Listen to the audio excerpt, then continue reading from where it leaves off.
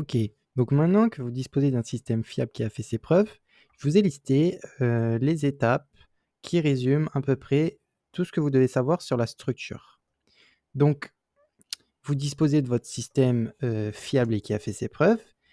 Maintenant, vous avez aussi une liste de contrôle, qui est faite si vous avez bien retenu, la leçon, la liste de contrôle qui est faite pour limiter vos erreurs.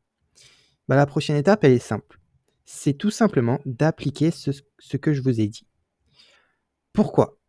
Parce qu'en fait, le plus dur, ce n'est pas de faire ce que je viens de vous dire, mais c'est vraiment de l'appliquer de jour en jour. En fait, ce n'est pas quelque chose de facile parce que c'est chiant, c'est redondant, c'est pas pratique.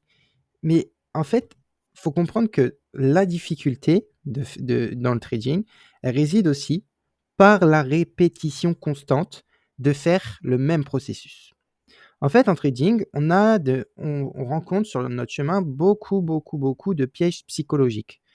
On rencontre du doute ou quand tout va bien, on commence à trouver ça suspect. Notre stratégie, elle fonctionne, on commence à dire: «C'est pas normal, il y a quelque chose qui cloche et tout» et du coup, on va commencer à modifier notre système. On va commencer à modifier notre système, on ajoute deux trois petits trucs, on se dit: «C'est plus complexe, donc c'est plus logique. Ah ouais, là» et on pense améliorer notre stratégie parce qu'on va voir que sur deux trois passages, ça marche. On voit que deux trois journées, deux trois semaines, la stratégie marche avec ce qu'on a rajouté. Mais sur du long terme, ces modifications, si elles ne sont pas backtestées sur du très long terme, donc environ un an ou 2, eh beh, ces modifications faites, elles vont créer plus de confusion qu'autre chose dans votre trading et après vous allez vous perdre, vous allez plus savoir quoi faire de bien ou pas et vous allez totalement abandonner. Donc le piège tel que le doute ou, l'excès de complexité comme je viens de vous dire et les changements impulsifs peuvent, nuire à votre trading. Donc ce que je veux dire par là, c'est qu'en fait, nous, les humains, nous avons tendance à vouloir changer ce qui marche, ce qui fonctionne, au lieu de continuer, dans toute logique, au lieu de continuer à appliquer notre stratégie qui est backtestée et approuvée, tout simplement parce qu'on n'aime pas, faire des tâches ennuyantes, faire des tâches qui se répètent encore et encore. Mais donc, maintenant ce que je veux voir avec vous, c'est donc on a vu, dans un premier temps, la première étape. Mais maintenant, ce que je veux voir avec vous, moi, c'est, hem, pourquoi c'est difficile de rester discipliné? Je l'ai un peu souligné avant, mais en fait, on a un cerveau qui est programmé pour chercher constamment de nouvelles récompenses, des nouvelles solutions pour éviter l'ennui. Parce que le cerveau, il aime pas l'ennui. Et en fait, la discipline en trading, ça va être votre axe d'amélioration, en fait, il va être de créer une habitude pour suivre votre système à la lettre. Ce qui va pouvoir en fait, le trading, ça sera une compétence à part entière à côté, en fait. Et si vous arrivez à créer cette habitude, votre cerveau, il va plus chercher à vouloir perfectionner et cetera parce que ça sera une habitude, en fait. Il va se dire: «Bon, le matin à 9 heures, j'ai ça à faire, je dois remplir ça, ça, ça, cocher la checklist, OK» et c'est une habitude. Votre cerveau, il cherchera plus, le moyen de complexifier les choses parce que vous l'aurez transformé en habitude et donc notre cerveau, si on la transforme pas en habitude, en fait, il va lutter contre cette discipline. Parce qu'en fait, la dopamine, donc l'hormone du plaisir, elle est aussi responsable de votre motivation et en fait, la nouveauté, elle stimule votre dopamine et donc si vous avez, la nouveauté qui stimule votre dopamine, vous allez toujours chercher des nouvelles choses dans votre trading. Mais ça ne s'arrête pas qu'à là parce qu'on a aussi les récompenses irrégulières qui renforcent inconsciemment les comportements risqués. Pourquoi? Parce que les récompenses irrégulières, ça a été prouvé sur des animaux, mais les récompenses irrégulières mènent à des pics de dopamine dans votre cerveau qui fait que vous serez plus tenté donc de prendre des trades, heu, pas dans votre stratégie, pas dans votre plan, parce que ça sera une récompense si elle gagne irrégulière, tandis que si vous suivez votre plan à la lettre, vous serez donc ennuyé. Et troisièmement aussi, on a, qu'en fait, même si vous adaptez un bon comportement, comme suivre votre système par exemple, et bien en fait, vous allez pouvoir être puni par cette décision de suivre votre système parce que le trade se clôturera par une perte. Et en fait, ça brouille tous les repères parce que on a l'occasion de prendre des trades qui sont pas dans la stratégie et de faire des TP, mais on a aussi l'occasion de suivre notre plan et de faire des stop loss. Et du coup, ça crée une confusion dans votre cerveau qui vous nuit parce que vous allez donc être tenté de ne pas suivre cette habitude, ce système, ce plan que vous avez défini. Un exemple pour vous le caractériser, c'est imaginer que vous êtes un enfant et que vous faites des dessins. Et dans le premier cas, tu auras tes parents qui vont te critiquer toujours tes dessins et ils vont te décourager parce que ils te diront il est moche, il est pas beau, etc. Et donc, ça va te décourager et tu vas arrêter de dessiner. Parce que tu trouveras pas d'intérêt à faire des dessins, parce que toi, ton but premier, de faire des dessins, bah, c'était d'avoir la reconnaissance de tes parents, comme quoi tu es un bon dessinateur, tu es doué, etc. Et donc, tu trouveras plus d'intérêt à dessiner, et donc, tu vas arrêter. Maintenant, à l'inverse, tu as tes parents qui valorisent ton travail. Donc, ils vont commencer à afficher les dessins sur le réfrigérateur, sur le frigo, etc. Et donc, toi, tu trouveras un intérêt là. Tu trouveras un intérêt et tu seras encouragé à continuer.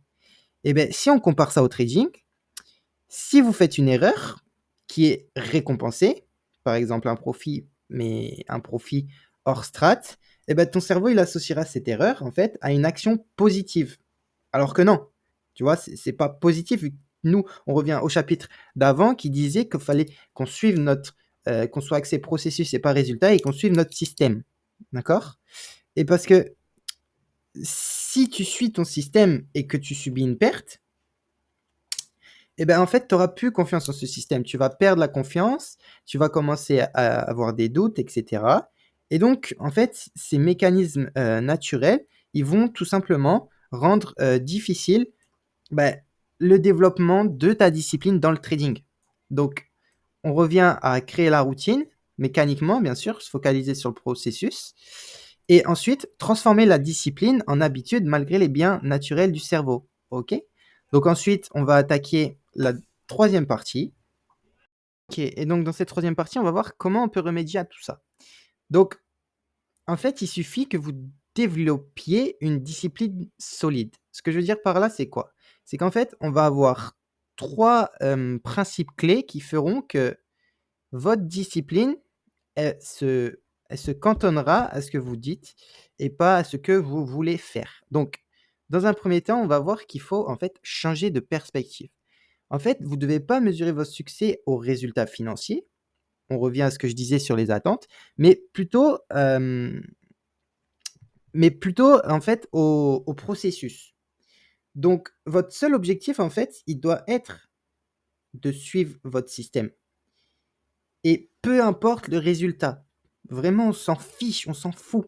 Le résultat, il viendra par la conséquence des choses que vous avez bien faites auparavant, comme suivre votre système. OK? Donc, pour avoir une discipline solide, c'est vraiment, vous devez changer votre perspective. Ensuite, vous devez accepter le fait que le trading, c'est pas excitant. Le trading, c'est de la répétition constant, constant, constant. On répète, on répète, on répète. Et sur le long terme, ça porte ses fruits. Mais en fait, faut se dire que si vous êtes lancé dans le trading, c'était pas pour avoir une activité à temps plein où on est 24 heures sur 24 actif, 8 heures sur 16 actif. Non. Là, les gars, c'est on place nos alertes, on s'en va, on suit notre stratégie et on s'en va. OK? C'est pas excitant le trading. Donc vous devez accepter la répétition. Et en fait, vous devez accepter le fait de répéter le même processus. Et même si ça peut être ennuyeux, voire contre-intuitif parfois, c'est ça qui va mener à votre discipline, qui vous mènera donc à votre rentabilité. En fait, ça doit vraiment devenir mécanique. Mécanique, voire instinctif pour ceux qui auront inculqué cela le plus rapidement possible. Et dans un troisième temps, vous devez comprendre ce que c'est la discipline en fait.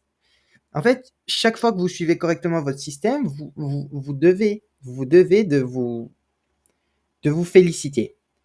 Et en fait, le fait de suivre votre système, ça va renforcer un comportement positif. Et donc, ce comportement, même si vous ne voyez pas la récompense immédiate, elle va créer une base solide sur des résultats à long terme. C'est elle qui sera la base de vos résultats. OK, mais maintenant vous allez me dire, c'est bien beau tout ça, mais comment je fais pour maintenir cette discipline? Est-ce que c'est aussi simple que ça le prétend? Ben en fait, c'est simple, mais c'est pas facile. En fait, pour renforcer votre discipline, moi, ce que je vous conseille, c'est de, suivre vos progrès tout le temps, traquer vos datas. Ça peut se faire par, l'utilisation d'un journal de trading. Donc, moi, je vous en ai créé un, je vous le mets dans la description si ça vous intéresse. Journal, de trading technique et émotionnel, les 2 que j'utilise, moi, pour ma part, c'est ceux que j'utilise et ils me conviennent, très bien. Donc, utilisez un journal de trading.